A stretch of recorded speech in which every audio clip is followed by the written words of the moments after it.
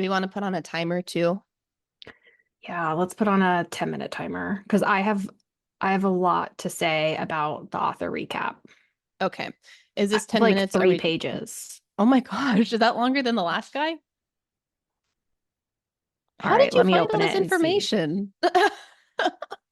I know nothing about this woman.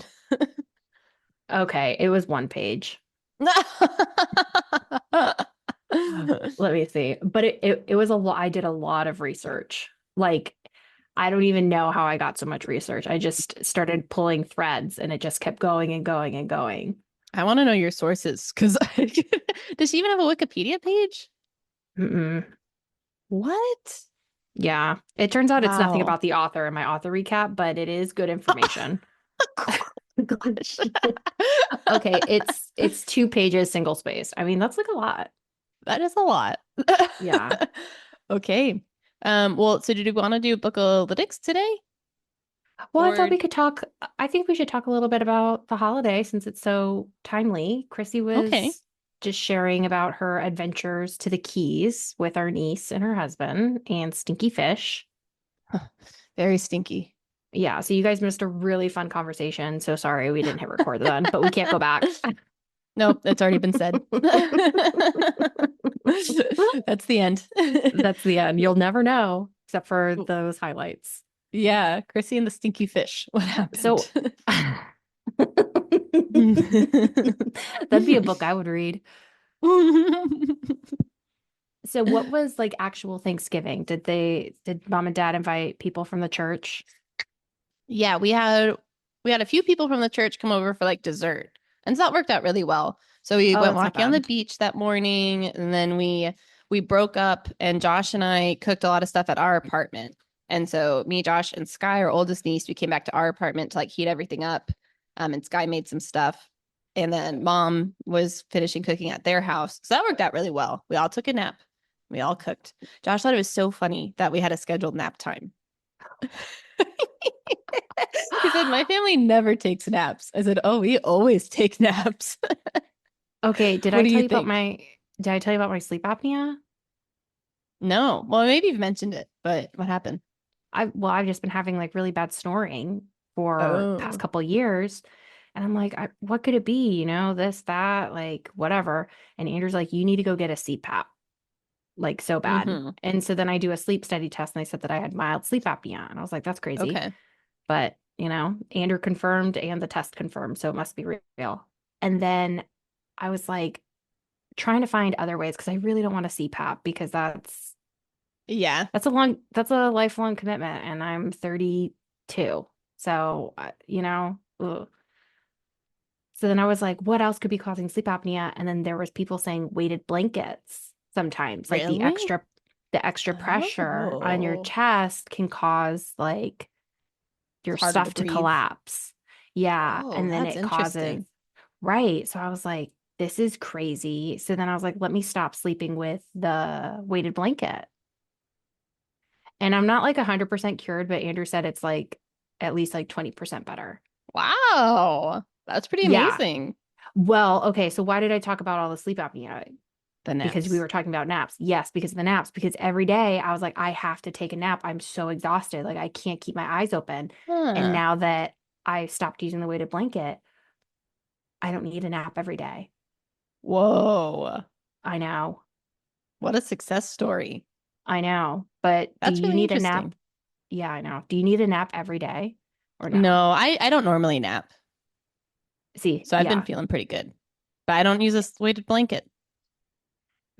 Yeah. Well, I think like in general, you shouldn't quote unquote need to nap unless you're not getting good sleep. Yeah. But Thanksgiving, you're going to be exhausted. So you I should know. schedule a nap. Exactly. Maybe that's our I poll know. question for today. Yeah. What is napping on, is a scheduled nap on Thanksgiving normal?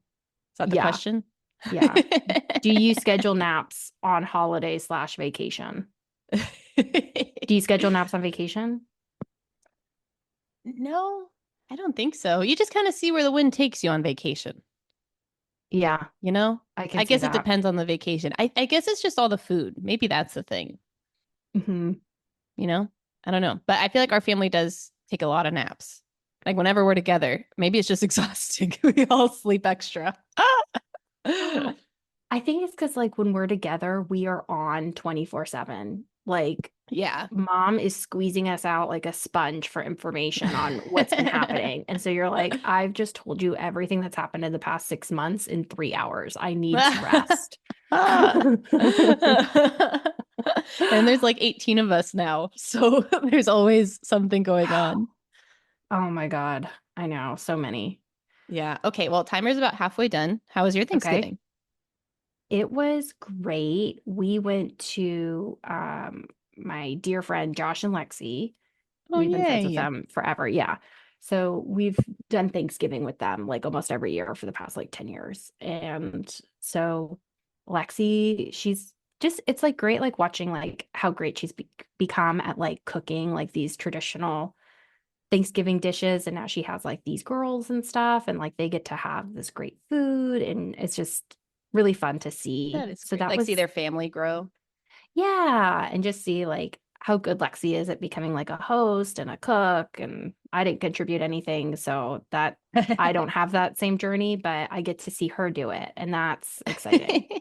Yeah, you get to taste it every year and say, yep, it's gotten better. Exactly. Every year I get to say, all right, increase, improve, notes, this, that. So that was Well, you great. hosted Thanksgiving for a few years, and that was a lot of fun. I hosted 1 year, and by hosting, I was literally hosting. And then we flew mom in to cook, and then Andrew's cousin to do the turkey. Turkey. I didn't cook one thing on that Thanksgiving. That's the best way to host. Yeah. So that was actual Thanksgiving Day, but more exciting than that is I don't know if you can see this thing behind me. I sure do. Candy has a giant, like, it looks like a quilt almost, a tapestry of what I think is Mariah Carey. That's exactly right. It is a tapestry of Mariah Carey. Where did you happen upon this? Where do you think? Where would I get such an incredible art piece? Is it from the same place you got the orange painting? Oh, I wish. No, just kidding. I don't wish. Etsy? That's a the orange painting is a story for another time. Andrew got me for Christmas 2 tickets To Mariah to Carey? Mariah Carey's Christmas show. What? Can you believe it? Whoa. Whoa. That's so exciting. We saw the Queen of Christmas herself. She came to Atlanta. Oh, you already saw her. Yep. Oh my Hmm. gosh. Wow. How was Yep. it? Christmas came early. It was incredible. Like when I tell you it was like the best event of my life, is the best event of my life. Really? Yep. We rented this hotel walking distance to the arena. So we didn't have to worry about getting out of the city late at That night or is anything like nice. that. Yeah, so that was great. We got like espresso martinis to kind of like pump us Ooh. up. And then we get there and the entire theater or arena packed. Wow. Like if it wasn't sold Mariah. out, it was close to sold out. Yeah. And so it started off with Mariah was 45 minutes late, which like that is total diva. That's exactly what you want for a Mariah concert. Honestly, if she would have started 3 hours late, I would have been like, even better. Was there like a first performer during that time, or were you guys just hanging out? So she had Opening? her longtime DJ out there playing music. And it was so funny because when I was in Fort Myers, that's a very like retiree town for those who aren't in the know. And whenever Barry Manilow would come into town, they would have to like close off the exits because all the old Hilarious. people would descend upon the arena in droves at like Oh five my o'clock gosh. in the afternoon. So and you're Right like, after the oh my early God. bird Yeah, right dinner. after their early bird dinner, they go straight to Barry Manilow. And you're just like, oh my God. And you're like, wow, so old. All right. Fast forward. Now here I am at Mariah, and there's this DJ, and he's like, oh, my 90s babies. Raise your hands if you've heard this song. And he's like, my 80s babies. And I was like, I feel like those people at Barry Manilow. This is our generation of Barry. Our Mariah. Yes, exactly. Exactly. But I loved it. And I raised my hands every time because I was like, I do love that song. Like, okay. I wasn't born in this decade, but I'm gonna own it. Yeah. So they were doing a lot of like 90s hits, early 2000s, this, that. She sang, she was Wow. great. It was incredible. Wow. Did they end with All I Want for Christmas? Oh, yeah. Oh, yeah. Wow. Incredible. That is so fun. Hmm. That was a great gift. It was, I told Andrew, the best gift he's ever gotten me in my life. Wow. The I gift of know. Mariah. I know. A Mariah Christmas. And they had ballet Wow. dancers and it Whoa. was like a whole show. Wow. I That's know. incredible. I know. It was great. I loved it. Wow. That's exciting. And our timer just ended, Perfect. but you need to send me pictures and videos so Okay. I too can live the Mariah experience. Oh my God. All right. I will. Ah. I All right. So we're going to skip Bookalytics and we're going to go This right is into a, this thing. I think this is the longest streak we've gone without Bookalytics. Do we need to pop in for just a minute? Nah, I don't think so. We got a schedule today. We need Okay. to leave the people waiting, wanting. What's your cut time? When are you done? Oh, well, I was just saying because we're going to edit it, quick edit. So we don't want it to go for super Oh, long, is what I was that's thinking. that's true. Okay. So peek behind the curtain. We still have no winter rations. Here we are on Sunday recording for Monday turnout. Sunday. Can you believe that? Girlies, it's hard during the holidays. It's hard. We got Mariah. We got fishing. Yeah. How can you do it all? Right. You know what? They tell you you can do it all, but sometimes you can't. Okay. So the book, do we do the intro now? Or do we do We this always every forget. time? Let's do the intro. Okay. Literally every time. Okay, welcome to Bookalicious. You've heard all about our stinky fish and Mariah Carey. Now here's what you came for: books. This is a podcast where two sisters chat about books we're reading. I'm Chrissy. And I'm Mariah. Just kidding. I'm Candice. Oh my gosh, you can be Mariah today. Yeah. And today we're talking about Allison M. Kovaks' book, Fox's Tongue and Kirin's Bone. This was another Chrissy recommendation. And Mhm. you can always tell when it was a Chrissy recommendation if you've either A, never heard about the book, B, heard your grandma talk about the book, or what's the other one? C, fell asleep while reading the book. I was telling Lexi at Thanksgiving, I was like, she's like, oh, how's the pod? And I was like, oh, it's going really well. I was like, Chrissy's determined to make sure that we get no listeners. I was like, That is my goal. Yeah, me and Candy are working against each other. She's doing all this promo.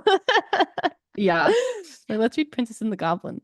Okay. So this book is, I believe, self-published from what I can tell. And I think so. it feels like it has like a small but strong following, but I would have never come upon it. So can you just, I know you had it recommended by a friend, but can you just tell a little bit more about the origin, Yeah, of like how I found out about it. about how you found out about it and why you decided that we should do it for the pod? Well, yeah, it was basically just that I had a friend reunion this August or something with my friends in Texas. And I said, hey, you guys got any book recommendations? And one of my friends said, oh, you got to read Fox's Tongue and Kirin's Bone. It's so good. I said, okay. And really, that was it. Then I was like, well, I only read books when we're doing them for the pod. That's not entirely true, but it definitely makes me read the books It's mostly more. true. Yeah, it's really good motivation when you have a deadline. So then I Yes. said, Candy, we should do this book.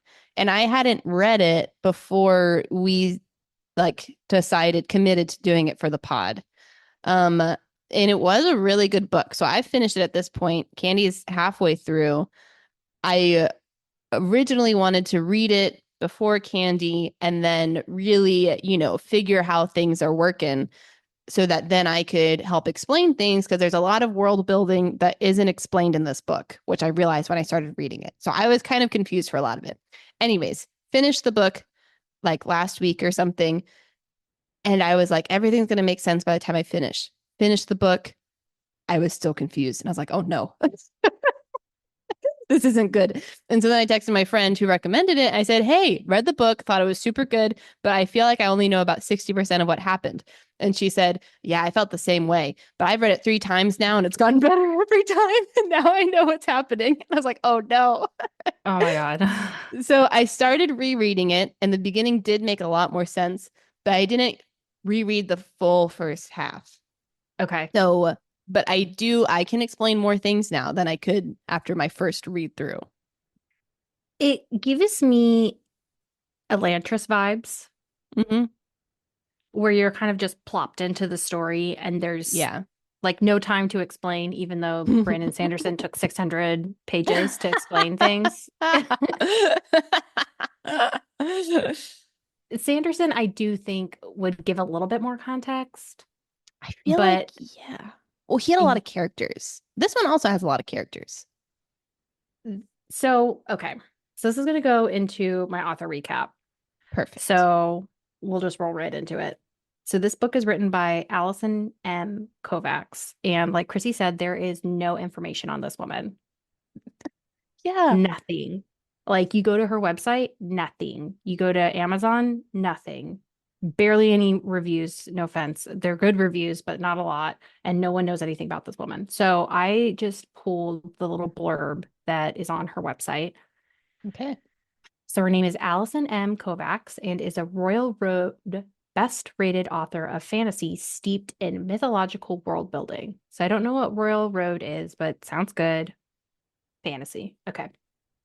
She still has the beautifully illustrated book of fairy tales her mother bought her as a child and draws inspiration from the folklore of her own cultures, as well as the many shrines she stumbled upon while teaching in Japan. That's important. Cool.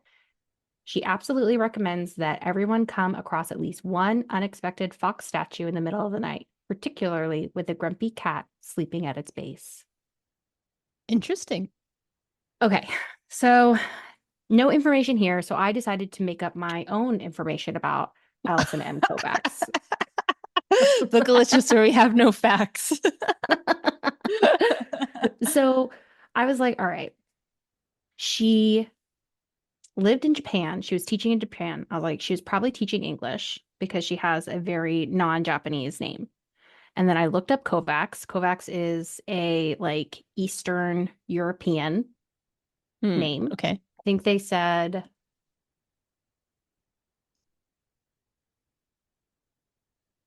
Belgium. Okay. Oh, Eastern European origin and is thought to have originated from the Hungarian word Kovaks, which means blacksmith, and is a loan word cool. from Slavic languages. Okay. So she's probably Eastern European descent of some variety. Wait. Do we know this is her real name? Could this be a pen name? It could totally be a pen name, but I feel like that would be a strange last name to choose. She could be married. This could be her married name. That's true. That's true. We don't know. It could be a fake name, but this is not really her history. This is me making it up. Bookalicious revisionist history. So the clues Allison has given us is her name, which could or could not be real, but Kovaks is Eastern European. So I'm thinking she probably has like some Russian, Slavic background. But then she also said a beautifully illustrated book of fairy tales her mother bought her as a child. So, with a lot of the different fairy tales that she's mentioned, a lot of them are actually Irish and Scottish in origin. Okay. So, I'm thinking her split, quote unquote, cultures probably a little bit Eastern European, probably also a little bit of Scottish. Okay. Sure. And then she taught a short stint in Japan where she fell in love with Japanese mythology. That makes sense. Okay. So, are you wondering what I'm going to talk about for the next 2 pages? A little bit. Single spaced. So, when I was reading the book, I was getting like, I was seeing all of these terms and stuff. And I watch not a lot, but I do watch Japanese anime. And so, a lot of these Japanese themes I could pick up on, like, oh, I've seen this in this show, or I've seen this there. So then I started looking it up. So I just have a couple blurbs on Japanese folklore on the different like threads that I was able to pull up. Oh, that's great. Yes. And I feel like it was kind of adding um a lot of clarity to the book because what this is actually about is I think it's just a retelling of a Japanese folk story, combining a lot of the different pieces together. Oh, that'd be so helpful to know. Yeah, but if you don't know that folklore, then it doesn't, it makes sense, I guess, if you read it, but you're not able to pull these things. Oh, yeah, these things fit together because Mm, of this. It'd be like if someone was like if we did Ella Enchanted and you had never read Cinderella, yeah. you You wouldn't wouldn't be get able what she's to. alluding to. Exactly, exactly. Okay, so are you ready? I'm ready. Okay, so the first one is the Kirin. A Yes. Kirin is Okay, a thank you. mythical animal with a deer body, ox tail, and a single horn, said to be a symbol of virtue and appear during times of good government. It's also said to foretell the birth of a Oh, great ruler or an important person. I think that's important. whoa. Okay. This it already makes more sense. I thought she made up what a Kirin was. I'd never heard of that before. Yes, so this is all Japanese folklore. That's why you don't know it. Yep.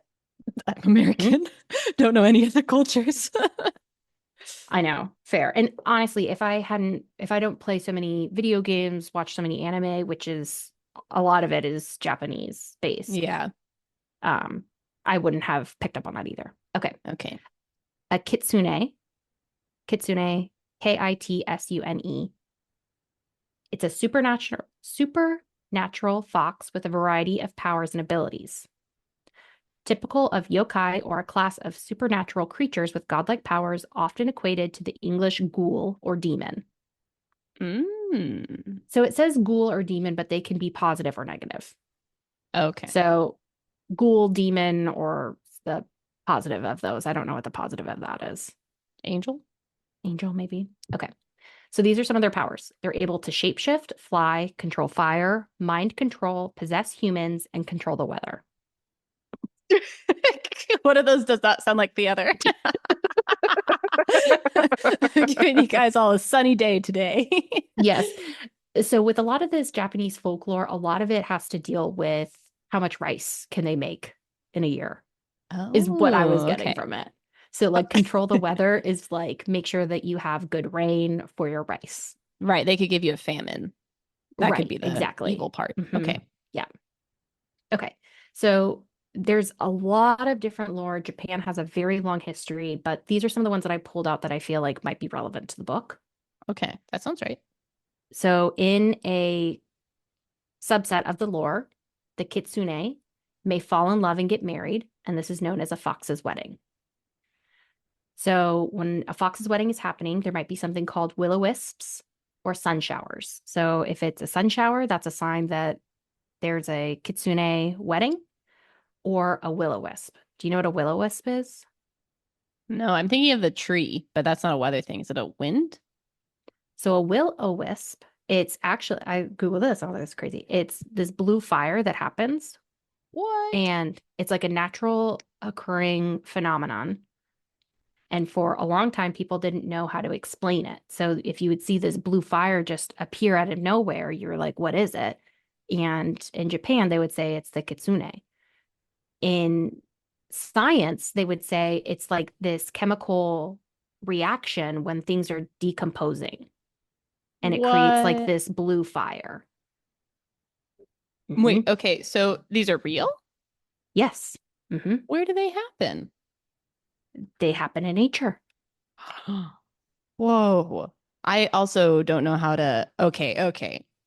Real quick side story. I just looked up will-o-wisp, real life.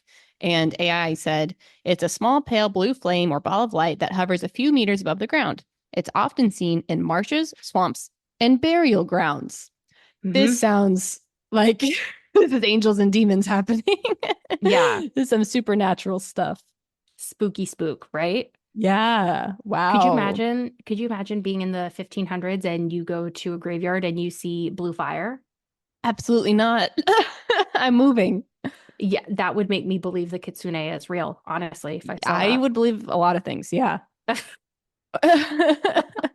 Wow, that's crazy. Okay, but Hmm. anyway, so they happen, They happen. So but they're those are less real common now, things. They are? according to AI. They said sightings of the will-o-wisp are rare today, possibly due to the draining of swamplands, or Oh, we've exorcised all the demons. I was just gonna say that. Okay. So the kitsune, they have a trope of being a femme fatale. Do you know that? Oh, like the woman of death or something. Isn't it something like that? Yeah. Being like a really hot lady and like a black widow, basically. Yeah, she kills you. Yes, exactly. So the kitsune, they'll get married and fall in love, and typically they look like a hot woman and they lure you in. This is wild. Okay. Yeah. Sometimes it can be good, sometimes it can be bad. Sometimes the kitsune are men, sometimes, it's not always the same, but these are kind of the But that kind of generals. makes sense because you describe people like, oh, she's a foxy lady, you know? That's what I was thinking. I was like, Mm, when you go like, she's a stone cold fox, I was like, I think it came something like that, this. yeah, that fits. Okay. Um, the more tails a kitsune has, the more power. Oh, this makes so much sense. Hmm. Yep.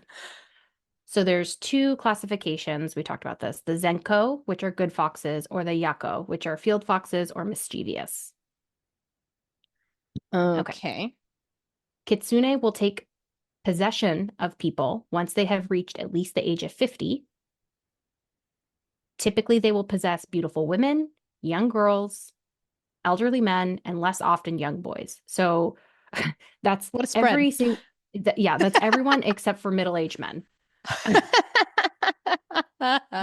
Couldn't be everybody. Couldn't be everybody, but typically women, beautiful women. Okay. If a kitsune takes over someone, it's not limited to the fox's gender or age. So you could be a boy kitsune taking over a woman. It doesn't matter. Okay. This is also important, they can duplicate the appearance of a specific person, Whoa. Okay. which that comes up in this section of the book. Yeah, I feel like you should give the book summary, honestly. I think you got it a lot more than I did. Well, I think this will all tie in as we go. Yeah, I think so. Okay. So they're most commonly known for impersonating beautiful women. Beautiful woman in Japan is a narrow face, close set eyes, thin eyebrows, and high cheekbones.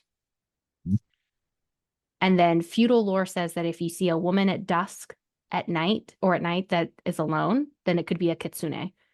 And then there are some stories that say that kitsune have a hard time hiding their tails when they are in human form and can be exposed because they are afraid of dogs. Interesting. Yeah. So I don't know if that comes up, but basically, like if they're in disguise and then you have a little yappy dog, then their tail will pop out. Whoa. Okay. Yep. And their overall lore is very similar to vampires or succubi, which is basically the idea of that femme fatale, really hot people that use kind of like sex as a way to lure people in and then potentially harm them. Okay. All right, in pop culture, the kitsune has popped up. If you remember Nine Tails from Pokemon, Hmm. That sounds vaguely familiar, but I imagine it's like a fox with nine tails. yep, fox with nine tails. The most tails they can have, I believe, is nine. Oh. Um, Oh, there's wow. a Yeah, I see that. couple, yep, there's a couple of animes that deal with this. Kurama is also a name for the kitsune, and that is the nine tails in Naruto. And then Hmm. someone is named Kurama in Yu Yu Hakusho. I've seen both of those. I thought that was good. And then there's this recent horror movie, Uma, starring Sandra Oh from Grey's Anatomy. And that also had a um, kitsune in it, but I didn't watch it yet. I heard it got bad reviews. Okay. All right. You ready for the next one? Ready. Okay, so we have the Kirin. That's the chimera thing that we talked about. We have the Kitsune, which is the nine-tailed fox. Now we have Inari. Inari is the Shinto deity of rice and prosperity, directly Okay. translates to rice bearer. And Inari is like the top guy. And then Kitsune is like their pure white fox that acts as like their messenger. Oh, okay. And it said that Inari show up when Japan has harsh famine, descended from heaven, riding a white fox carrying sheaves of grain. It originally started off female, Inari, but once the Buddhists came into town, they made all the high power female gods into men. Classic. And there's like three different subsets of Inari. Okay, whatever. Now we're going to go into, so that's all the Japanese folklore. These are the European folklore that I pulled out. Oh, okay. So we have Puss in Boots. Yes. Yep. That's a European descendant of an anthropomorphic cat who uses trickery and deceit to gain power and wealth, and Mm. also gets a hand in marriage for a princess to his low-born master. Oh, the Puss in Boots marries the princess. The Puss in Boots like negotiates, hey, princess, you need to marry my friend over here. He's really cool. Oh, And then it interesting. turns out he's a pauper. Yeah. Whoa. Yeah. So Okay. I think I have a theory on that. Okay. In Okay. Okay. Russia, in Russia, a cat can be described as a fox. Mm. So since she's Eastern European, I'm thinking, I don't know. I don't know. Wow, these are good things you're pulling out. I know. Okay, almost done.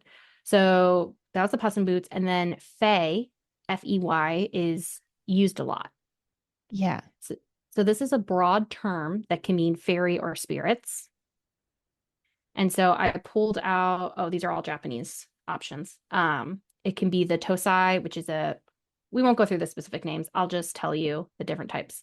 So it can be a bewitching spirit or legitimate fairies like you would think in Europe. It can be a tree spirit. It can be a house spirit that are the size of a child and are known for playing pranks. It can be a small tree spirit. The kitsune is a subset of this. It's a fox fairy. It can be a shape-shifting animal spirit associated with bad Oh, omens. It can be a catch-all term for supernatural entities and spirits, including monsters, ghosts, and mysterious phenomena. And then it can also be similar to like a demon, orc, or troll. So fae is just kind of like a catch-all term. It can be anything, anything spiritual. interesting. Okay. Mhm. Okay. So now these are the ones that are Scottish. So we have kelpies, beautiful horse that lure people to their death, Oh my. Scottish. Then we have selkies, which are seals that can transform into humans, Okay. Scottish. We have pukas, mischievous shape-shifting spirit or goblin. And then this is the most important one, a changeling. Yeah. Okay. I thought she made up all these words. This is No. fascinating. So a changeling is a supernatural being that was swapped with a human child, offspring, or fairies, and they are Hmm. usually either crazy or deformed. Interesting. Mm-hmm. And that's Okay. it. That's what I Are have. changelings normally good or normally bad? Or is it just varied? It's basically like some fairy was like, oops, this baby I had was not good. I'm just gonna do a little swapsaroosies. Wait, a It's fairy either had a baby? a supernatural being, yeah. So like they had a kid Okay. or they had like a little baby and they're like, this one's deformed or this one's crazy, and I'm just gonna swap it out with this regular human baby. Oh, so then does the fairy keep the human being baby? Yeah, I believe so. Oh. And then what raises it as just a normal human? Hmm. I thought it was the opposite. But no, okay. I think it's the same thing. I get it. Hmm. Interesting. Hmm. Okay. Wow. That's really good to know. Did you come across doppelganger anywhere? Oh, I didn't look that one up, but a doppelganger is usually just someone who looks exactly like you. Did you Yeah, look I it up? wasn't. No, but that one comes up a lot. And like, I wasn't sure if there was anything else behind like the folklore part of that. It looks like. From a quick research, I should have looked that one up because it does come up a lot. It's German folklore. It's a wraith or apparition of a living person as distinguished from a ghost. The concept of the existence of a spirit double, an exact but usually invisible replica of every man. Yeah. Okay. They're usually bad omens. Mhm. Interesting. Known as a spirit double, having the same memories and feelings as the person to whom the counterpart belongs from ancient Oh, Egyptian mythology. okay. Whoa. So it looks like it's just a double, which that's like what it literally means. But I'm not seeing in this quick search if it's good or bad. It seems okay, the meaning from AI overview says seeing a doppelganger is often considered a bad omen or sign of impending death. However, some say that doppelgangers are neither evil nor sinister and are just going about their business as normal people. There is doppelganger in mental illness. What does that mean? So there's this, I remember this, it just came to my memory. There's this thing called delusional misidentification syndrome. So what can happen to certain people is they wake up one day and they believe that the people they know have been swapped out with a double Whoa. or a doppelganger, Interesting. and there's no cure for it. It's like a type of Huh. psychosis. Whoa. That's wild. Hmm. Very interesting. Yep.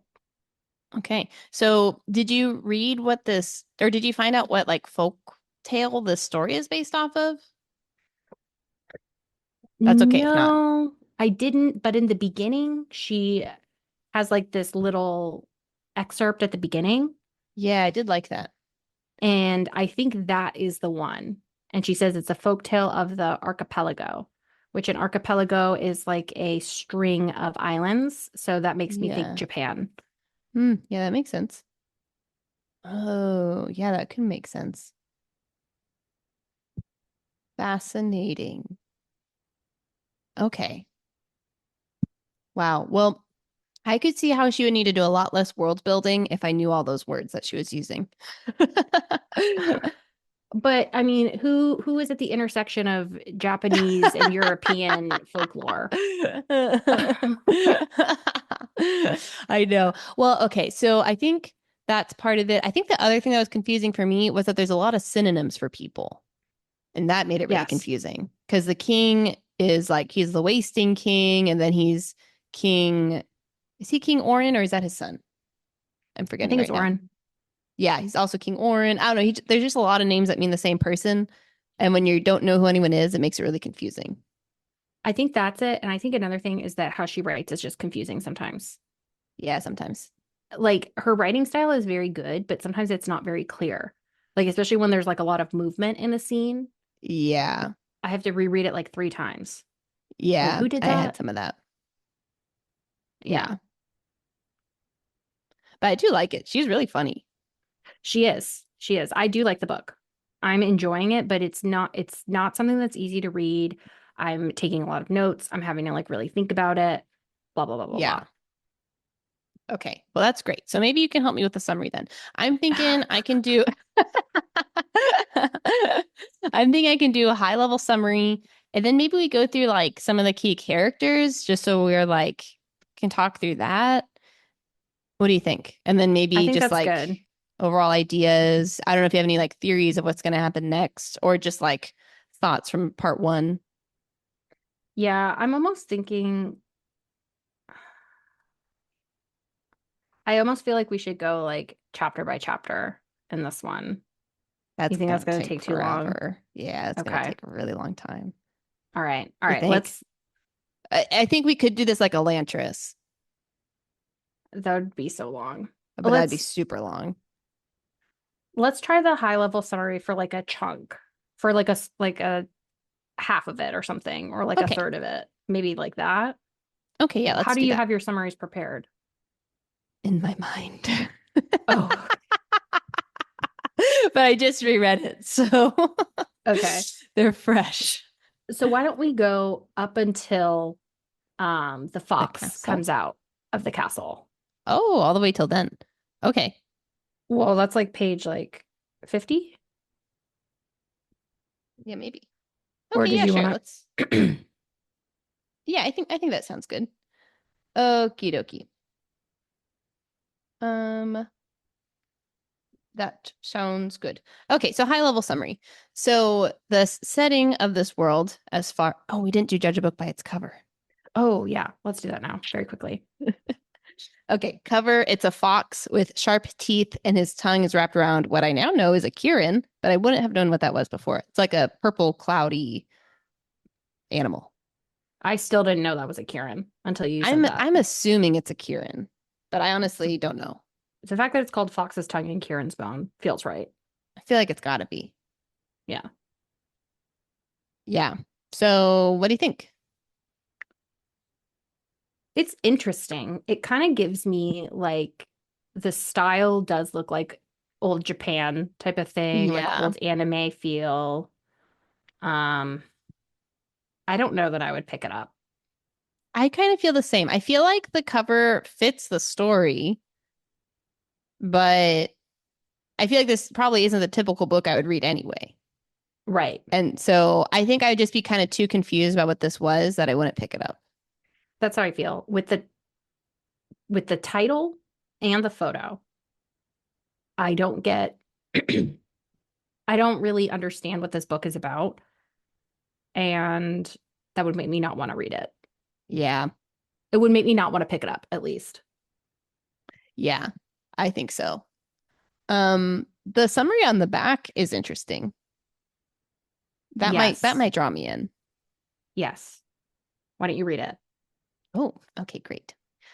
Says humanity is dying, hunted to extinction by creatures of legend. One boy was born to save them all. That boy just got knifed in the back. He looked a bit too much like Aaron, you see. Now it's Aaron's job to step up, lest his death correct that little mix up. But Aaron's skills as a street rat run more towards stealing and stabbing than towards saving. And the more he learns of what brought dear dead Marcus to that fatal alleyway, the more he has to wonder just what the world's savior was really up to the night the wrong boy died. Dun dun dun. I think that is a phenomenal summary, like like teaser. I think it also like highlights Allison's like very skillful Enticing. writing. Yeah. Yeah, like even the line like Aaron's skills as a street rat run more towards stealing and stabbing than towards saving. So you have like that antithesis of Mm-hmm. stealing and saving. It's like it just a really great writer. You can tell. Yeah, she is. Yeah. Yeah. Oh, great. Okay. Well, that actually leads into our summary. So great. Perfect. Perfect. Okay. So this world has a lot of mythical creatures, like we just said. But the big kind of problem with the world right now is that humanity is dying, like the summary said. So you have all Mhm. these doppelgangers, all these fays, all these changelings, and the humans are like, we need to protect the humans to make sure that all these mythical creatures don't take over, kind of thing. Mhm. Um, and so the story opens with Aaron, our main guy. He realizes that Marcus just got killed in the street, and Marcus looks just like him. And uh, let's see, he realizes this because he sees his death in the street. And Mhm. so he's normal life, people aren't supposed to see their death, but now something has happened to where Aaron can see his own death. And he sees his death and he sees dead Marcus and he sees Marcus's death. And then they have this whole conversation where Aaron realizes that Marcus was the bastard son of the Duke of the South. He was somehow in this alleyway. He ended up dying um, instead of Aaron because they happen to look just like each other. So Aaron was supposed to die, but he didn't. Marcus died instead. So now the deaths are having this deal. And they're like, well, we could switch it back so that it's how it was supposed to be. But then Aaron's death is like, hey, Aaron got this extra chance. Let's see what he does with it. And so then they're Mhm. like, okay, fine. Okay. So now Aaron has a second chance of life. He's lived his whole life as a street rat, living in the caves down in Two Kings, which is like the poorer part of town. And his death both of the deaths were like, you should go do what Marcus was going to do to kind of keep the story going. And you Mhm. should go to the castle tomorrow to try to get a job. He said, okay. He goes to the castle, and he ends up getting a job as like the errand boy or something. Mhm. Right. Okay. So now Aaron Well, is something happens in between. um So oh yeah. that's Okay. important. Aaron That's true. meets Aaron meets his two first friends in line. One is this girl who Mabel. wants to become a scribe. Yeah, Mabel. And the other one is not John the Chrissy's baker. husband, Ha. not Chrissy's husband, his doppel, John Baker. I was like, oh, great name. Yeah, so he meets them in line, and then Mabel immediately. So every year, the king says everyone can come and try to get a job at this big job fair. Yeah, And then it's basically. like a way to like try to like move around classes and stuff. And so people are really fans of it. So people come from far and wide to the career fair. And Mabel's Yeah. there. Mabel's there and she's like, I'm gonna become scribe. And then right away she gets picked. And so she's like, great. And so then the scribes run off because something happened and they had to go look at it. Turns out the scribes were writing out the murder of Marcus. They saw Yeah, him they see dead, this dead boy in the street. And he's a human. So that's why and it's a he's a big human. deal. They're like, a human died. Is this an attack on humanity? Yes. And the reason why doppels are so important right now is because you can be like a mouse, you could be any kind of animal. And then I don't know what you do to steal someone's identity. You eat them or something, or It's something, I think you make an agree. I think you kind of, the person has to like, well, I don't really know. I was confused on that by the end too. I think it's either when they die, you can take their identity, or a living person could maybe sell their identity kind of thing. something I happens think. where animals somehow can become a doppel of a human. And at first, they look exactly the same, exactly the same. But then over time, the magic wears off, and then the animal's traits start popping out, like their ears or like a tail or things like that. They basically Yeah. start turning into like this half human hybrid. So, anyway, so Mabel, she meets Aaron in the line, and then she sees the dead kid, and she's like, oh, this is the same person. And so then they come to get Aaron, and then they're like, you're a doppel. Then they throw him in jail. Right. This is very important. Yes. Yeah. Okay. So now we're in jail. Okay. So now we're in jail. Um, He meets the fox fairy. Faye. Yeah, the girl. Yeah. Okay. So Aaron needs to be interrogated, and all the interrogations happen over Kirin's bone. And like Candy said, the Kirin is like the sign of virtue. And so Hmm. when you're in the presence of Kirin's bone, you can't lie. Like it makes you, forces the truth out of you, kind of thing.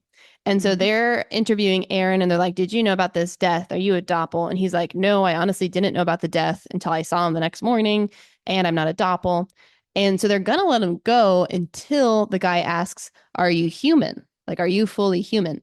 And this was where I was kind of confused because he's like, well, I can see the death now, like Hmm. people's spirit of death, just a normal life. So he's like, I don't think I am fully human.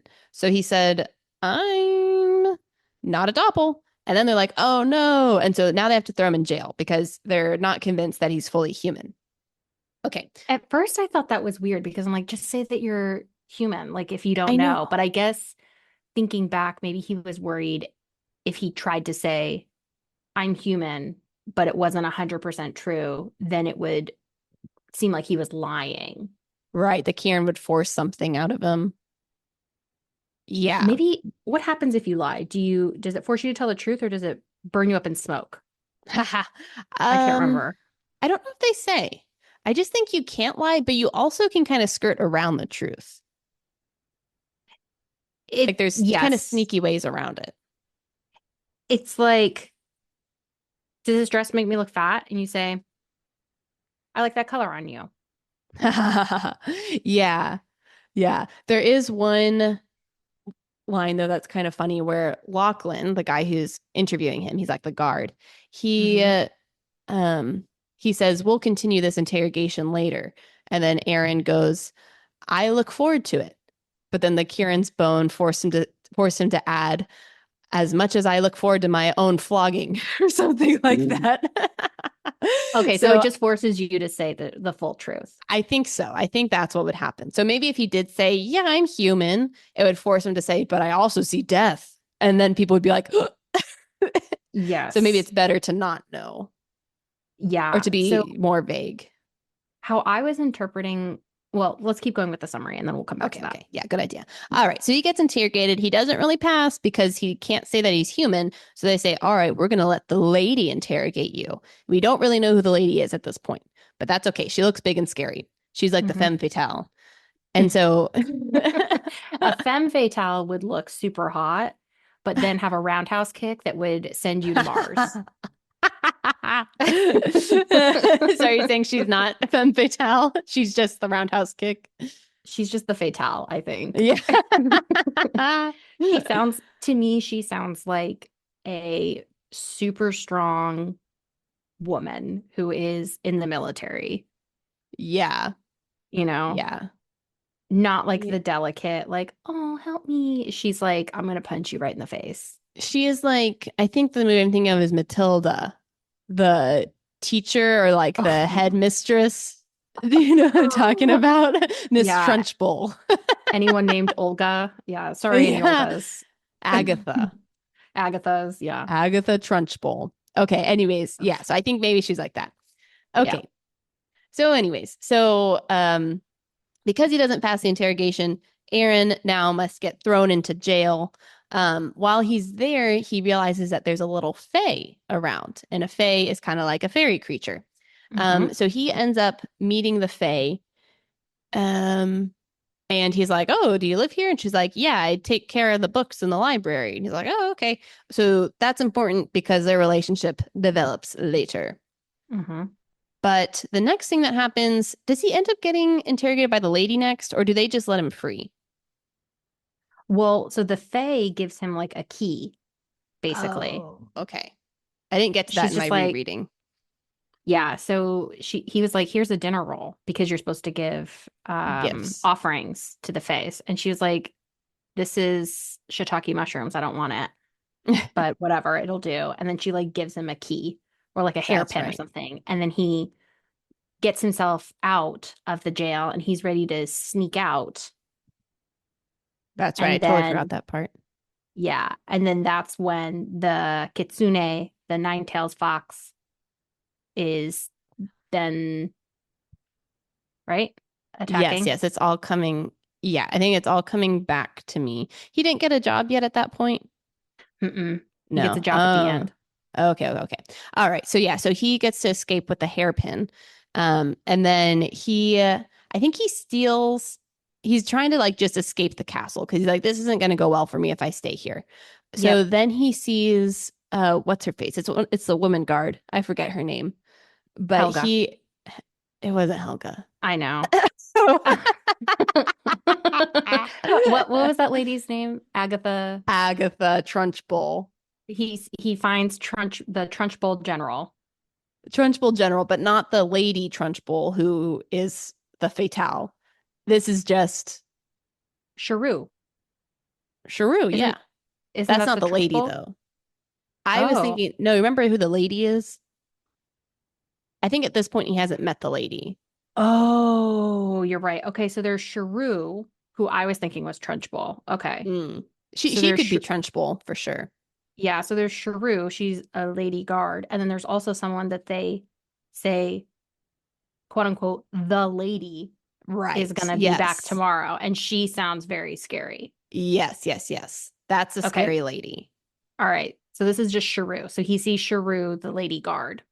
Yeah, I think Shrew is Trunchbull. I think the lady maybe is actually a femme fatale. I think so. Okay. Yeah. All right, good. So he sees Shrew and then he like ends up beating her up and steals her coat. Was she gonna like Hmm. tell on him or something? She was like, bye, guys. We just locked up this little boy. We're having a great night. See you later. And then as she's opening the door, he like whistle pistol whips her in the head and she passes out. And he's like, I'm going to steal your clothes now so that I can blend Yeah. in. as a I guard. don't think he set out to like, beat No, people up though. It just kind of was like, no. I have to do this, Yeah, like she's coming out and he's like, I do can't get something. away, need to do something. Pistol whips her. She falls to the ground and he's like, well, let me take her clothes so that I can masquerade as a guard and get out of Right. here. Right. Okay. So he does that. And then, yeah, I guess as he's leaving, the castle starts ringing, like the bell tower or whatever. Mm-hmm. And this means that the fox is coming. There's a big warning bell, basically. Yep. And so I do they explain like when the fox comes? It's just, I don't know. It's They just see him coming, basically. Yeah, and I mean it's kind of like chaos because we're from Aaron's perspective and he's just trying to get out and then all of these like macro things are happening at the same time. Yeah. So once the Yeah. bells start ringing, people start freaking out. It's like fire in a theater and everyone's running. Right. So Yeah. it's So just now all the chaos. guards, yeah, super chaos. All the guards start assembling. Lachlan sees him and he's like, hey, we got to go up to the bell tower. And then Lachlan realizes that it's him and he's like, I don't have time to deal with you. You're just going to stick with me. And so, And yeah. Sharu shows up without her jacket. Yeah. At the end, right? No, when this is happening, this is important. Oh, okay. So Sharu shows up and she's just like, hey, I need my jacket. Da da da da da. And then the guy was like, you beat her up? And he's like, yeah. He said, and he's like, I'm gonna lock you up. He's like, you don't have time to lock me up. You got to go fight the fox. And then that's when he is like, okay, I'm going to um help you fight. And that's Mhm. kind of like how he starts earning his way into getting like a quote unquote job. Yeah. Okay, that's right. So then we see giant fox come, and I was kind of imagine this like the Chinese parade things where they have the big animals on the stick. It's like this Oh giant thing. yeah. Yeah. Yes. And so the tricky thing with the fox is that it's kind of like this big like apparition, and it's not actually the fox. So people are trying to Mhm. like fight it, but it's like worthless because it's not actually real. But they don't know where the real fox is, right? Yeah. And like fire is happening. It's like total psychological warfare where it's like you believe you're being burned up and you feel like you're being burned up and you might be getting burned up. It might also just be in your head. Yeah. Yeah. So it's pretty Yeah. tricky. Yes. And then the fox demands that the king comes out, right? Yep. Yeah. And then they have this whole kerfuffle. And it turns out somehow he convinces the fox to like show yourself and come in here and we're gonna speak over the Kirin's bone. Hmm. Did I miss Yep. anything else there? Well, and then doesn't Shiro come back again? So then we find out that the Shrew that popped up and got the jacket back, she was the fox the whole time. Yeah. Whoa. So the real Shrew is knocked out cold. The fox disguised himself as Shrew without the jacket and picked up without a beat. And I was like, that's sneaky sneak. That was sneaky sneak. So yeah, so he was right next to the fox the whole time. Mm-hmm. Yep. Okay, did So we miss anything there? I think I think that's most of it. Basically, the fox comes out, she has a bone to pick, and instead of just showing up to the king, she decides to pop in and destroy the whole town. But then after he's like, come on, Fox, let's just talk about it. And then she's like, okay, haha, I didn't burn down your whole town. It was all fake.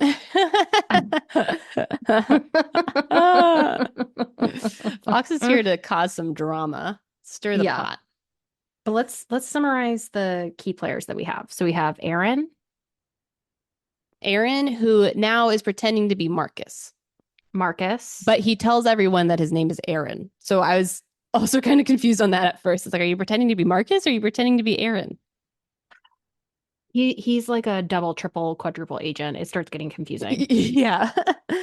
Okay. But there's Aaron, there's Marcus.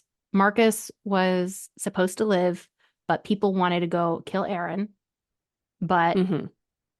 like starter villain, they didn't even know who they were supposed to be killing. They killed the wrong person. Yep. Whoopsie Although they daisy. did look just the same They or looked really okay, similar. similar, but not exactly the same. So then Yeah. Aaron was like, all right, now, now that's when the deaths were like, now you have to fulfill Marcus's journey. So if you imagine fate, right? I feel like the Mm. deaths kind of represent fate. and you have like this line of like, okay, this is what's supposed to happen in order for like time The to ultimate progress. story. Yeah. Yeah, to progress the timeline. And then now we have a break in the timeline. And so the deaths are like, okay, maybe we can just do a swap Ceruzis and fix the timeline. Yeah. But then Aaron starts like messing up the timeline, Starts going rogue. starts going rogue by calling himself Aaron instead of Marcus and I things like that. know. So the deaths are trying to keep the timeline in order, and Aaron is hell bent on not doing that. Well, he doesn't have any direction. So at first, Marcus's death is like following Aaron and he's like giving him tips and he's like, hey, you should say this, you should say that. But then Aaron starts like getting in trouble and he's like, maybe I shouldn't listen to deaths because maybe they would just want me dead. And so then he was like, whatever, I'm doing my own thing. And then the deaths never really come. The deaths kind of leave him high and dry. Yeah, the deaths, they have a party. They're like, sorry, Mariah Carey concert tickets, gotta go. Don't mess this up, Aaron. We've given you enough tips. Figure it out. We'll Yeah. come back once you have a job. We only talk to employed people. Yeah, we only talk to employed people. Okay, so we have Aaron, we have Marcus, we Oh, have one yep. other thing to note with Marcus, because this confused me at first, because I was like, okay, Marcus is like the son of royalty. Like, why don't people recognize him? But Mhm. it's because he's the bastard son. So, like, no one really knows him. Also, it's not like, pictures were super common back then either. So, like, if you're from the South, you're not really seeing, you don't really know what people look like, probably. Yeah, that's a good point. That is a good point. Okay, so now we have Aaron's career fair friends, John Baker Mm-hmm. and Maple. Mm-hmm. I have a theory on John Baker. Can we describe them a little bit more? I have two Yeah, details about. go for it. So, one other thing in this world is that when you turn like 12 or 13 or something, you're enlisted into the human army and it's to protect all the Oh, humans. I didn't know I got that. that. I got it on my second read around. Yep. Okay. So, so you're enlisted in the human army to protect humanity. So Mabel has been an archer in the human army and she's like, I love the country, blah, blah, blah. Mhm. John Baker, he is like a bird person. I kind of forget That's my exactly. theory. I feel like he is a doppel or something or a changeling, He's not a full person. something, because how they describe him, Yeah, he always sounds like a snowy white owl. right. So he has like owl eyes and he speaks bird. And so this comes up, well, we'll get to that later. But anyway, so he speaks bird. And Mabel starts talking about the army and she is like, well, what did you do in the army, John Baker? And he's like, and then Aaron saves him and like changes the topic because I think John isn't a full person, so he didn't serve in the army, but he's trying to Mm, hide that so he can get a job at the castle. yep, that makes a lot of This, sense. yeah, yeah, yeah. And also, Aaron never joined the army. So either Yep. because he's not a full person or he was like just living in the slums. I don't know exactly how Okay. that works So out. my interpretation, having read the first half, is that there was the old kingdom and then something bad happened. And they said, we need to seal up the old kingdom. And now we're going to go move to the top side on the Okay. earth. Or maybe the second kingdom fell on the ground. We don't know. But they're like, we're going to make a new kingdom. So that's why it's called two kins, like two kings, because the Yeah. people underneath, they're like, we have our king, we have our rules. And then the people on the top side, the humans, are like, this is the new order of things. So the people who live underground, they're all doppels Or other mythical creatures. or other mythical creatures. And so they are not able to go to the top side with the humans to like get food or like do this or that or interact. So what they do, from my understanding, is that they steal human babies like Aaron and they raise them up and then they call them their face. So like Aaron is the doppel's like little Aaron boy. And Oh. he's been like raised like that. So he like goes This up is to the all a top side. theory. No, This is your theory. this is like what's said. It's said in there. What? It is? Yes. That because Um, he's a face. I don't know if it's described that well, but yeah, they do talk about faces. Yes, and faces are like the errand people. So they look like they can pass for humans. Or Hmm. they are humans. They are humans. So yeah, they can do all the errands. Yeah, okay, that's right.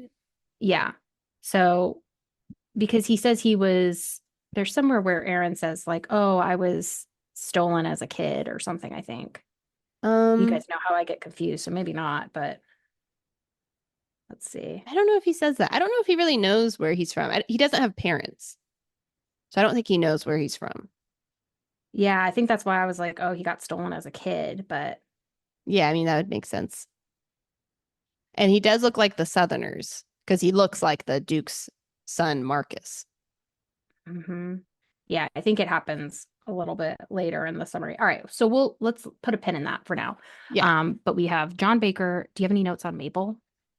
Mabel, she's an archer. Um, she's kind of like from the country, it sounds like. Hmm. Like she talks with Yep. her country accent. She's trying to like fix it, and that's kind of Hmm. funny.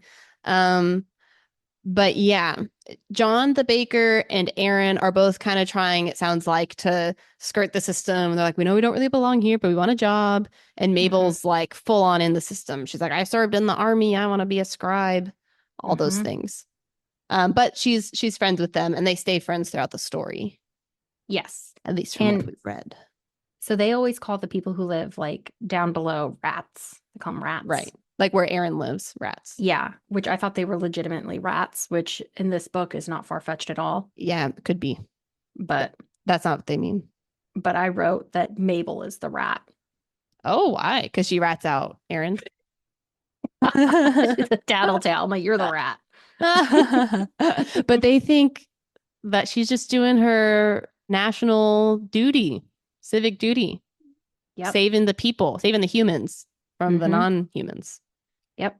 So Okay. yeah. So all right. So we have those people. We have the Fae. Well, wait, let's first Oh. go to while they're waiting in line for this career fair, there's this whole procession where we meet the part of the royal family. Oh, yeah. I forgot Yeah. about that. So we didn't go through that. So this is where the military thing comes in because we see Prince or no, what's his name? Is it Oren? What is the oldest prince's Connor, name? Connor is the younger younger one. prince. But O'Shea? who's I No. think that's their last name. No, Oren is the son. I forget what the dad's name is. We got that mixed up earlier. Yeah. All right. So Okay, Oren we'll find is it. senior Is the crown prince. prince. Yeah, senior prince. Connor, baby prince. Connor's the baby prince. And Liam um O'Shea. Liam, yeah, that's the king. King Liam, who's also called the Wasting King. Don't all these names sound Scottish? O'Shea, Oren, O'Shea, Connor. Yeah, you're Connor, right. We Oren. got yeah, Marcus with a K. That sounds like it could be Russian or something. Yeah, interesting. Okay. Yeah, so that Lachlan. is interesting. Lachlan, yeah. We got Yeah. the fusion.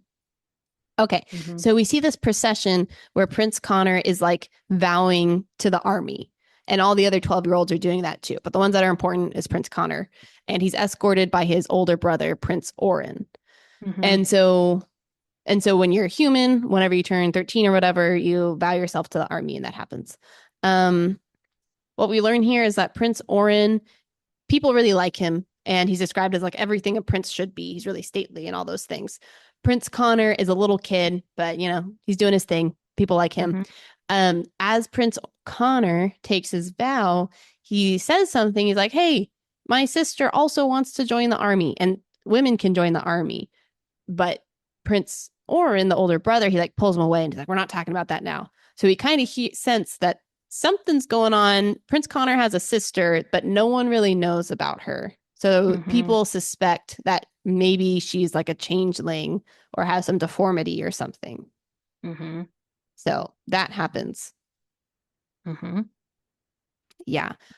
Um and then one thing for the king, people don't super like the king. He's known as the wasting king. Right now he's really old, but wasting refers more to like their dislike of him. The kingdom is wasting away kind of thing.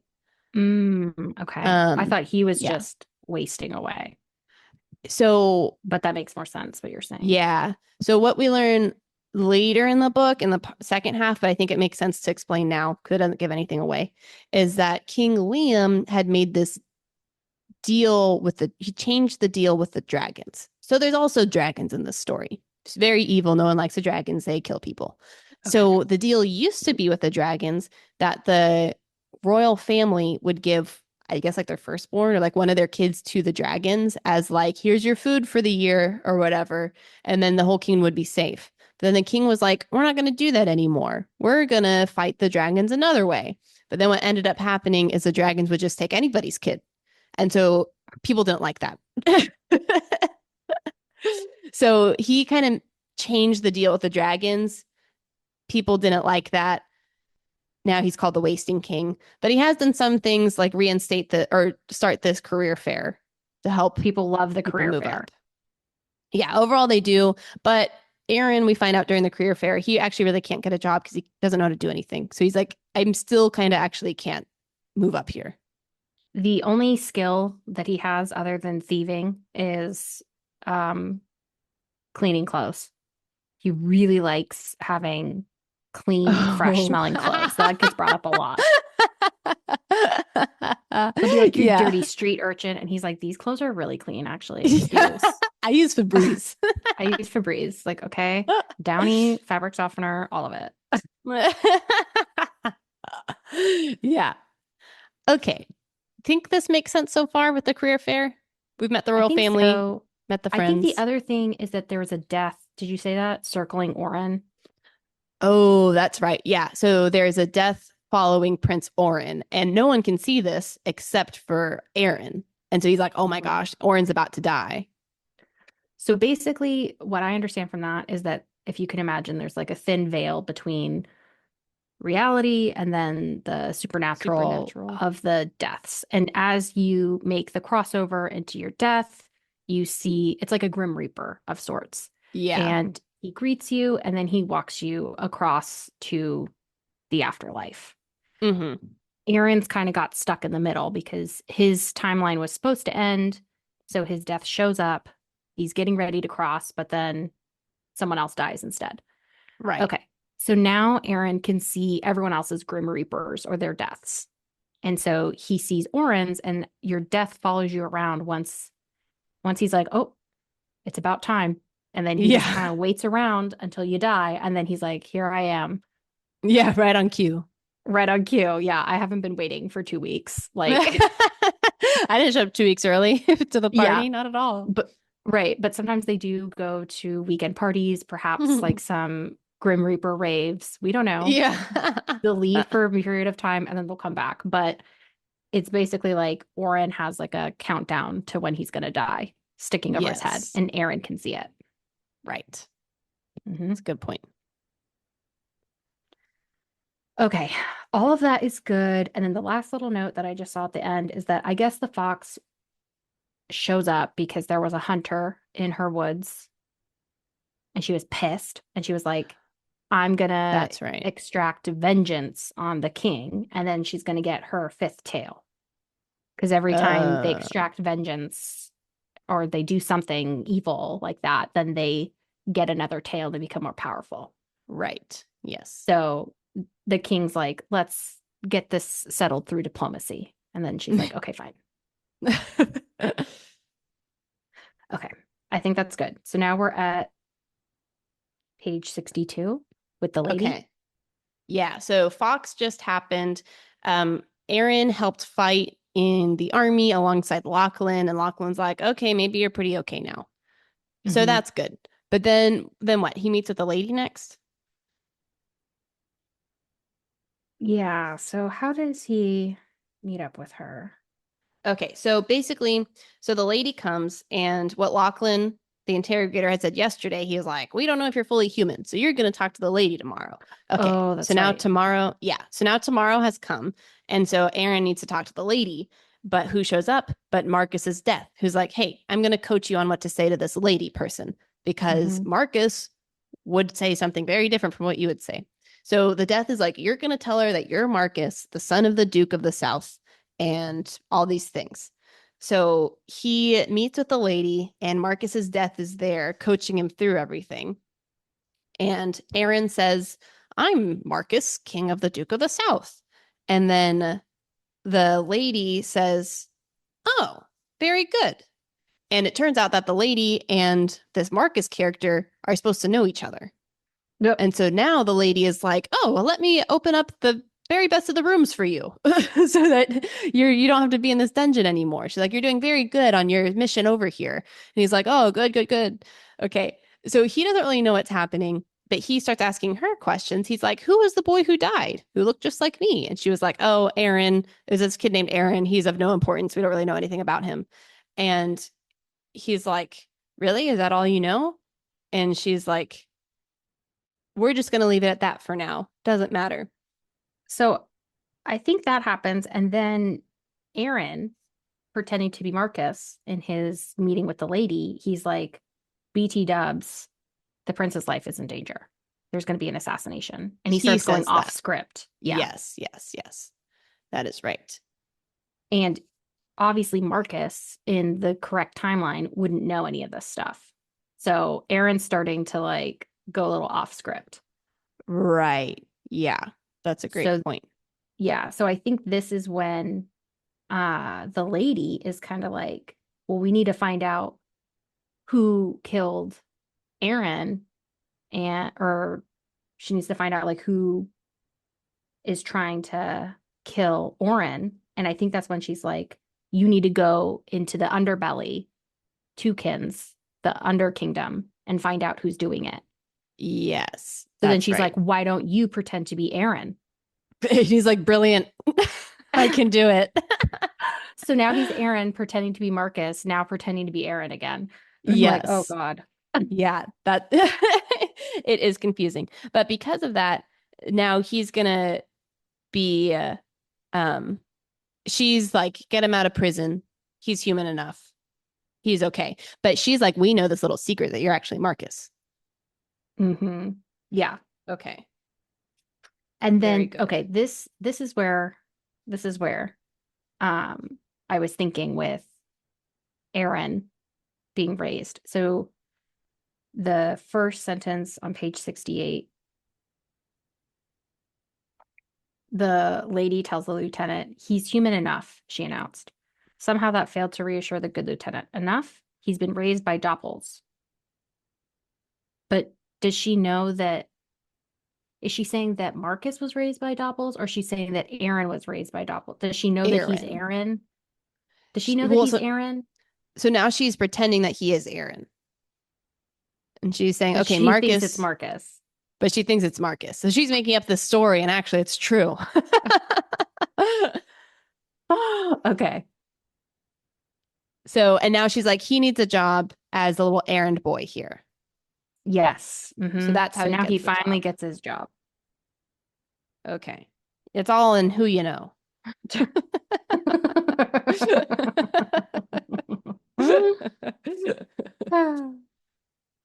Okay, there's a line here that I'm like, what does this mean exactly? Because Aaron, it says when he's first talking to the lady, he's like, yeah, I'm Marcus. And then the lady says, it's good to see you, Marcus. We'll continue your training. You're about to begin on cloaks, weren't you? I shall be amused to see the look on the good lieutenant's face when we have you back in your proper station. The rooms are next to mine are open. You can stay there. And then Aaron's like, wait a second, what's happening? And then he says, or he thinks, Marcus was a noble and apparently a member of the late wake. The lady was the leader of those skin stealers. And I just don't really know what that means. Is she like against the humans? Or is she against the non-humans? Is this like a coup to overthrow the humans? I think that whole sentence encapsulates why this book is confusing, because it's like you're given this like geopolitical information with no context. I know. So I don't know what the skin stealers are.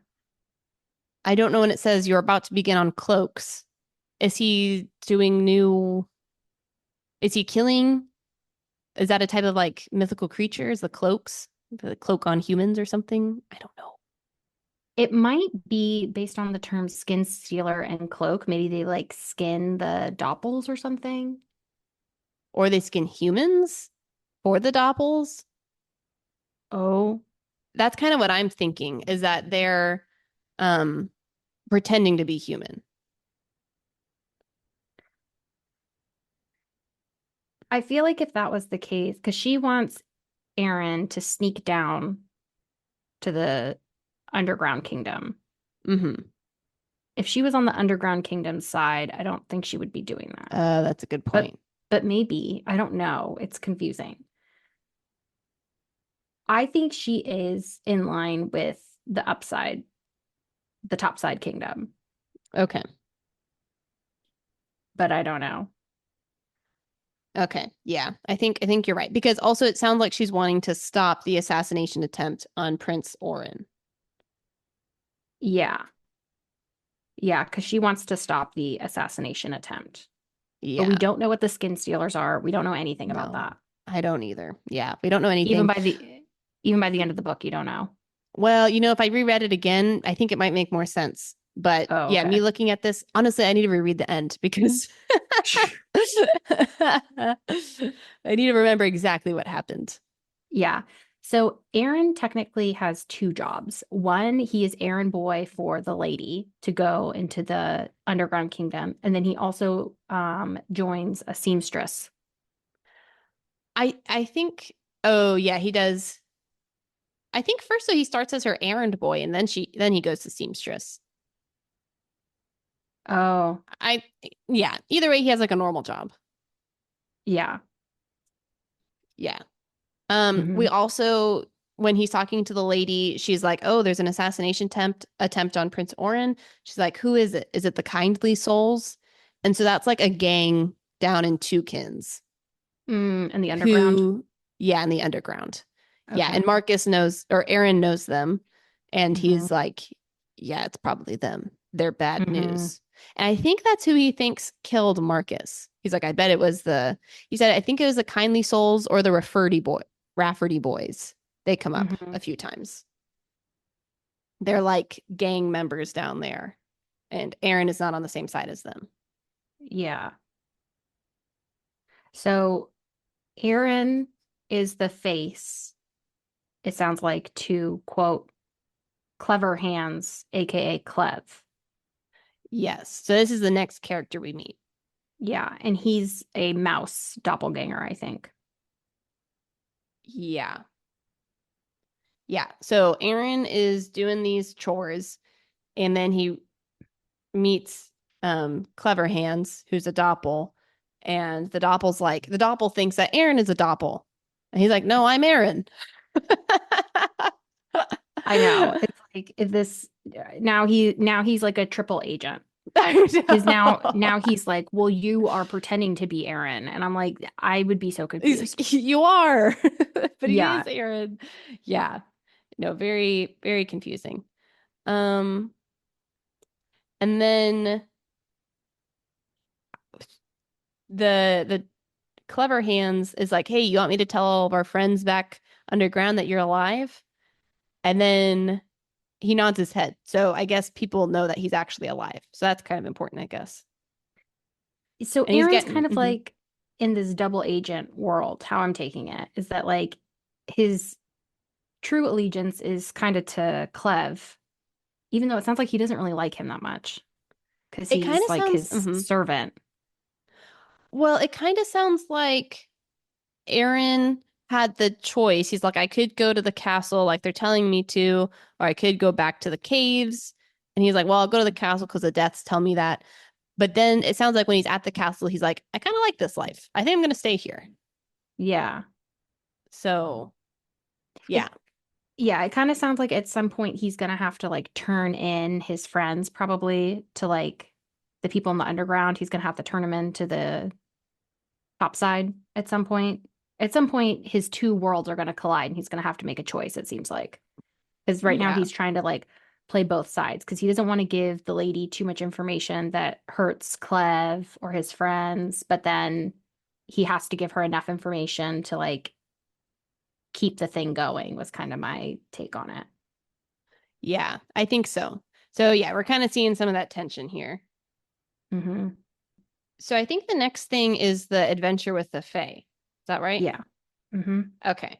So the Fae keeps kind of popping up and she's like, "Hey, Aaron." He's like, "Hey, Fae." And now they're kind of friends. Hmm. And the Fae doesn't get out a lot. And so Aaron's like, hey, there's this festival happening down under. You want to go with me? And she's like, okay, sure. And she's like, okay, great. Meet me outside in the dead of night and we'll walk down together. And so the Fae, who is like this little fairy creature, and she has like a big, like, purple spot on her face. That's what they Mm-hmm. say. Or So she always deformity. wears, or deformity. Yeah. Mm. So Mm-hmm. she always wears a cloak to cover her face. Um, Mm-hmm. because again, she's not fully human, so she's not supposed to be in the castle. Okay, Yeah. they go down to the festival and he shows her a good time. He's like, we're going to go dancing with all the cave people. And she's like, woohoo. So they have a festival, they have a good time. But then when they're coming back, they run into the guards, I think, and the guards like capture the Fae. And Aaron's like, wait, she's safe. And then they're like, Princess Rose, what are you doing? And then it was a whole like Jasmine moment. It really was I kind of was like just thinking Jasmine. that. Yeah. Literally a street rat. Aladdin and Jasmine. Yes. Okay. So, yeah. So, Aaron is actually Aladdin, and he's like, let me show you a good street rat time.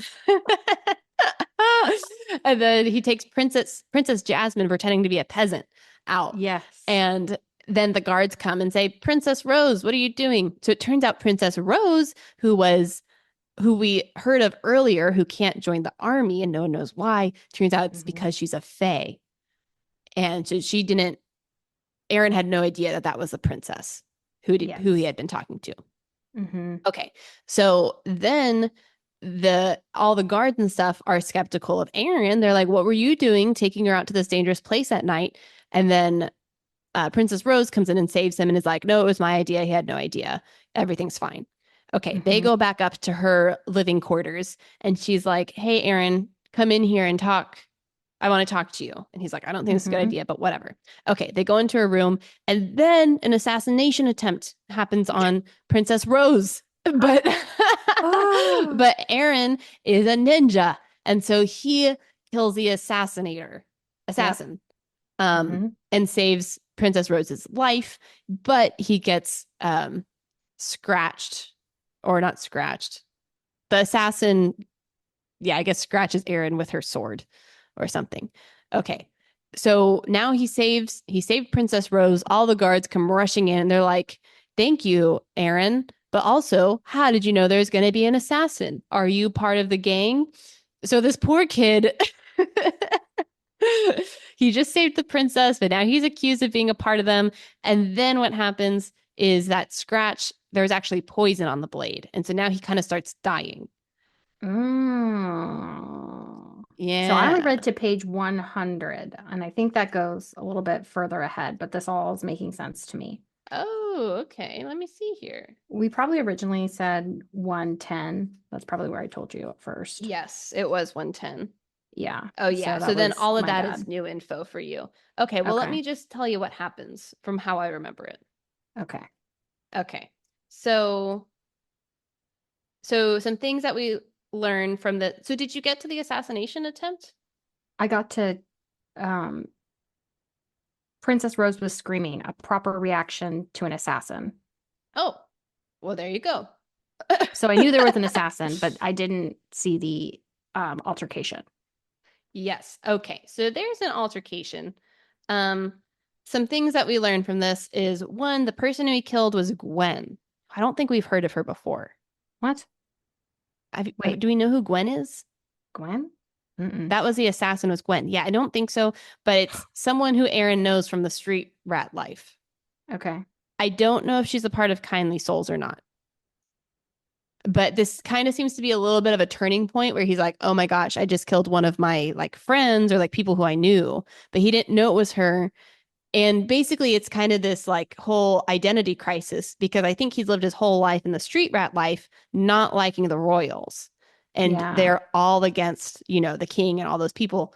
But now here he is working for them and living in the castle. And he just killed one of his own people to save the Mm-hmm. princess. Yeah. So that's kind of a big thing. Um, but so we learned that. We learned that the royal family does not trust Aaron, um, even though he saved the princess's life. but they kind of suspect that he's part of like the Kindly Souls gang or something. Mm-hmm. But then he kind of gets out of all the kerfuffle stuff because he starts dying because the blade was poisoned. And then the chapter ends with his death, with like a vision of like his death touching his forehead and saying, "Is this what you want?" And Aaron thinks, "No." And then he went into the darkness. So we don't know what's Okay. going to happen next. Interesting. Okay. Couple of notes going all the way back in time Uh-huh. before they go into Toucans. Okay. You have John the baker, and he has this cat who he's convinced is a Huss in Boots. Oh, okay. And the next part of the story that unfolds is that you have the princess and the pauper hanging out. Princess and Aaron. Yeah. Yeah. And so in my mind, I was like, okay, these two are like the Puss in Boots story where he's gonna get with the princess, basically. And somehow Puss in this Boots Puss in story. Boots. So the Puss in Boots story was the cat that Oh, yes. maneuvered the deal. Negotiates the marriage. Yeah. Yeah. Oh, I So I see. feel like Okay. that's gonna circle back somehow. Oh, Maybe not, interesting. Okay. but I thought that. And then when they were in the underground kingdom, the the princess who was disguised, she was like, "Ooh, this smells so good." And Aaron's like, "No, you can't eat that because it was actually human meat." Oh, that's right. Yeah. Mm-hmm. And then since the princess is a changeling, is the Mm-hmm. implication because she's deformed. Mm-hmm. And they said What's that the she was. difference? Hmm? Mm-hmm. Oh, I was gonna say, what's the difference between a changeling and a fae? Aren't they different things? You can be both. Yeah. So basically, what I understand it as is the real princess got snatched away and replaced with Oh. this deformed fae. Oh, okay. And I guess they're raising her as the princess. Oh, I thought they had given birth to a changeling. So I thought maybe there was some sneaky stuff in the human royal family where they had, relations with a changeling, gave birth to a changeling daughter, but they have to hide her. That is possible, but based on our definition of the changeling, it's only a swap. But what if she's a fae? So it's a Because they say she's a supernatural fae. being. Yeah, so a supernatural being that was swapped with a human child. So she could be a fae swapped with a human child. Oh, okay. They're offsprings of fairies, the being that gets Okay. swapped. And they're usually crazy or deformed. Okay. So then I wrote there's two swaps. Aaron is pretending to be Marcus, and the princess was swapped as well. Oh, okay. But she's like twins with Connor. Okay. Yeah, yeah. But she was swapped at birth. Okay. She was swapped. Oh, they're twins? I didn't realize that. Well, they're at least very close in age. I think they're twins. Oh, interesting. Yeah, pretty sure they're twins because Connor was joining the army and he's like, my sister wants to join too, but she couldn't. Mm, yeah, so my question would be, where's the real princess? Mm, okay. That girlian is going to be coming up again soon, I would think, Yeah, at some no point. idea. Okay. Something to note though is that the royal family really loves Princess Rose.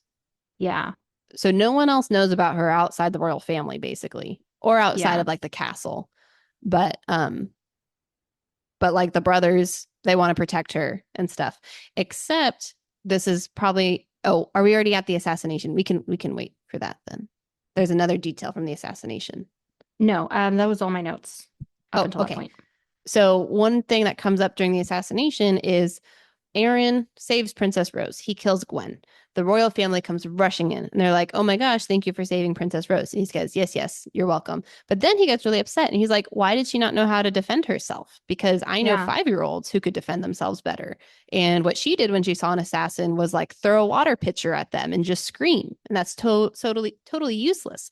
And then he got really mad at Prince Orin, the oldest brother. He's like, you should be training her how to fight and you failed as a brother. It's this mm, whole big thing. Um, and so Yeah. So the brothers really care about her, but Aaron is seeing this and he's like, this is such a failure on the family that she didn't know how to defend herself because there's always Mm-hmm. assassination attempts on you guys. So you should have known. Mm-hmm. So that happens. So maybe he's gonna start training her in the art I of don't street know. rat. Could be. Could be. Okay. So that's the end of this first part, right? As far as like summaries and Y- stuff go. We've spent an hour summarizing. I feel like that's all you could do with this book. It's like you're hanging on for dear life. I know. I really do need to read it again.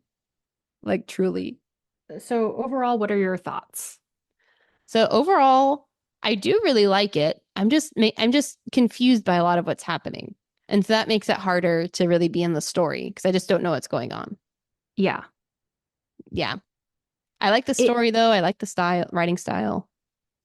Yes, I like the writing style. I like the story as well. It really is like immersion though, because it's like Aaron's so confused. I'm so confused. I know. Yes. Yeah, no one knows what's happening. And I don't know what you would call the perspective of this book. Yeah, because it's not really first person, but it's from Aaron's. It's like we're in Aaron's mind. Yeah, and so maybe that's why like we're so confused. But what's worse is that like we're in quote unquote Aaron's mind, but we don't have all the information. The reader doesn't have all the information that Aaron has. Yeah, that's right. Because you Like, assume you already know it because you're in Aaron's mind. right. Aaron's not taking time to explain to um because like a lot of writers would probably use something where it's like, oh, he gets this rando person that starts following her around, doesn't know anything, and then Aaron has to explain it to him, aka explain it to the reader. Yeah. Yeah. No time for that. No, that never happens. There are That no never explanations happens. given. You just have to like kind of piece it together. So I feel like I feel like this book would benefit having one of those like type of literary devices of some sort because it just makes it really hard to keep track of everything. Yeah, for me it does. But maybe you're right. Maybe if we already knew the folk tale, it would be easier. But I don't know. I think like the castle scene, like knowing about the nine tails or the Oh fox, yeah, all that could those make more sense. things. In my mind, based on the lore, so based on the lore, there's two ones that we have. We have the Puss in Boots, and then we also have the Kitsune or the femme Mm-hmm. fatale. Mm-hmm. And I keep thinking that the princess is actually a kitsune in disguise. Oh, that's interesting. Yeah. Okay. So that's kind of my theory moving forward is that she might actually be a kitsune and she got Okay. swapped. Very interesting. Okay, so yeah, so I've read the last part of it. I need to reread it. I'm not going to make any predictions though. So what do you think is going to happen? I think, I mean, it feels like anything can happen. I Um, know I would have no idea how to predict from here. I think what we talked about earlier, and even what we talked about at the end of this segment that I didn't read quite yet, about Aaron having to decide between his two worlds, that's going to come more to a head, and he's going to have to make some kind of like line in the sand. I think Aaron and Rose, both of them being swaps, him being the face, aka the humans from the underground, and her being a fae raised as a human. Actually, if you think about it, she's a fae raised as a human, and he was a human raised as Oh, a yeah. doppel. Yeah, okay. So I feel like the two of them are going to blend together and like create unity between both sides. Oh, okay. I like that And idea. then, yeah, and then what are they going to do? There's going to have to be, because like right now it's the underground versus the top side. Mm-hmm. But I think what's going to happen is the underground and the top side are going to unite, and then they have to face the big bad. Ooh, who's the big bad? Is it the fox? I think I think people think it's the fox, but I think the underground, their king is the fox, possibly. Oh, okay. I don't know. Interesting. That's what Yeah. I'm thinking. Um, So I don't think it's the fox. I think there is someone else, a bigger Okay. bad. Intriguing. Yeah. Yeah. That's what I I think. think those are great predictions. I would have had no idea how to predict at this moment in the book. I mean, it's like I said, hanging on for dear life. Have you ever done water tubing? Oh, yeah. Oh, I think I've made this analogy before. Like hand in the Yes. water, I'm still holding on, but I'm getting dragged around Yeah. underneath, drowning. That's all I can do. Okay.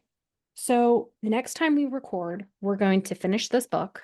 Hmm. And then next up on our roster is drumroll. Agatha Christie. Ooh, I'm actually really excited. I'm really excited about this too. So, friend of the pod, Megaroni, Megadoodle, she read this book.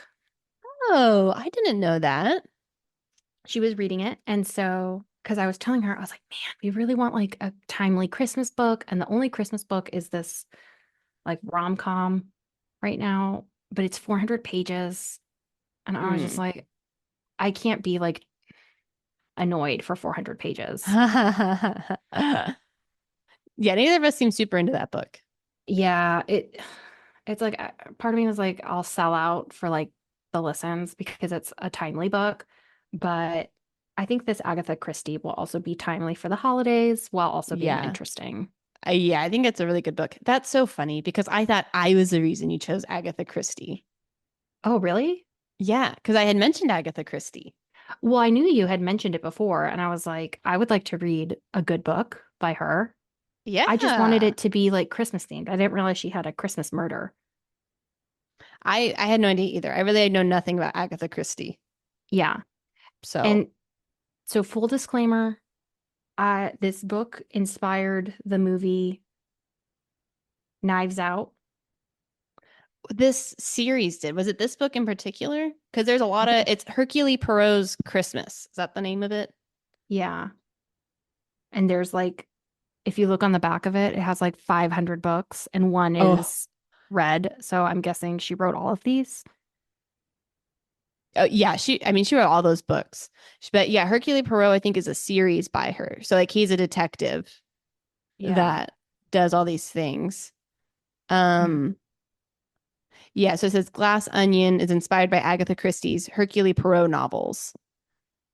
So I don't think it's maybe just one book, it's multiple. It's just kind of Okay. like a lot of her books. Yeah. So the disclaimer is that I have watched the movie Knives Out and Glass Onion, but I'll be perfectly honest, I don't remember any of it. So I think it's okay. Yeah, same. Okay, Yep. well, we can save this for the author summary, but little teaser. She is the most published, what is she?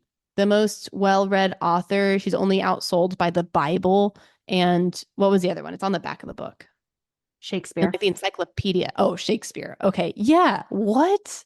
She wrote like Hmm. 5 books a year. She is like the Frida McFadden I was just of gonna the last say. century. I think so. I think Yep. that's what she is. Hmm. Yep. So it's only Okay. fitting. So yeah, so that's what we have next on the list. And then we do need to do the TJ Klune book at some Oh, point. yes. Are you going to buy That it, you think? at this point I might have to. If it's not, I think we should do that after Agatha Christie. Really give Guy 3-5 what he's been asking for. I know. And if anyone else has any books that they would like to recommend, we are taking suggestions. We won't We sure are. necessarily do it, but we are requesting. Hmm. Yeah, Yep. we could use a TBR list. Yep. Oh, I know we didn't do Bookalytics, but we did get an extra 5-star review on Apple. Thank you Yay. to whoever did that. And we've also been getting a couple more 5 stars on Spotify. Really appreciate it. Yay. We are at a 4.6 rating, which is solid, but we really would need to be at like a 4.8. We need it. We need it. So if you've listened this far, like I say every time, that means that you really like the show and you should You give must us a really five like star. this one. Yeah.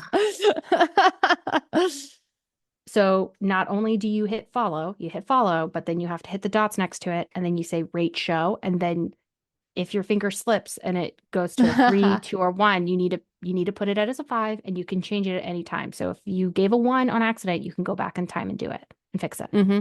Yep, you can redo it whenever. Also, another shout out for our poll on the Invisible Life of Addie LaRue Part 1. It's the gap is widening.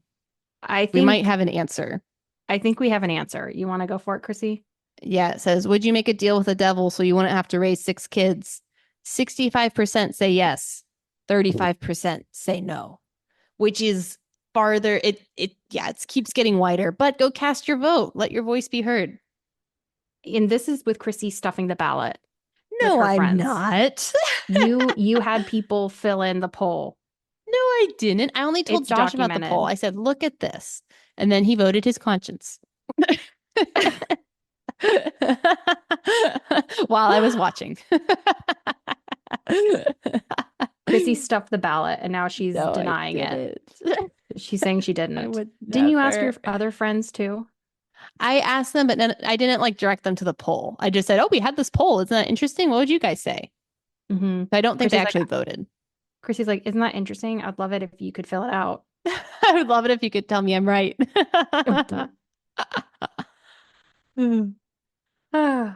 Okay, well, good episode. Great episode. Okay, so now you have to spend the next 2 hours editing I this. know. Oh my gosh. Yeah, we did go long. That's Yeah. okay. I think this book needed some time. This book definitely needed some time. Not as much as time as Lantris, but It could have used Elantris time though. honestly, if we had the people wanting it, we could do it. Yeah. But There is a I don't think second that's book what in the the people are series. wanting. There's 3. Yeah, that's kind of a lot. Oh, did the third one already come out? Oh, well, she has it planned. Yeah, that's what I've heard. Mm-hmm. But yeah, I don't know if it's actually come out yet, but there's definitely 2 out. Yeah. So, Oh, all book right, 2's cool. called The Skin Stealer's Son. Whoa. Wouldn't that be interesting if that's Aaron? Or Whoa. Marcus? Marcus? He's the Marcus. skin stealer. So, and his mom is the lady. That would, yeah. Wow. Which if that's the lady, like you are not Mother of the Year for seeing someone who doesn't look exactly like your son and not recognizing. She's busy. Oh my She's got a God. lot going on. It would kind of make sense though. A bastard son with the lady general. That could make sense. They would be in the orbits. So She seems like I don't know, has a lot of hands and a lot of pots. that's right. As Okay. they Well, say. we can't do any more time. Yeah, You're just gonna have to gotta keep edit editing this. this. Okay, Very cool. good. Well, we'll see you next time. See you next time. Love you. Love you too. Bye. Bye.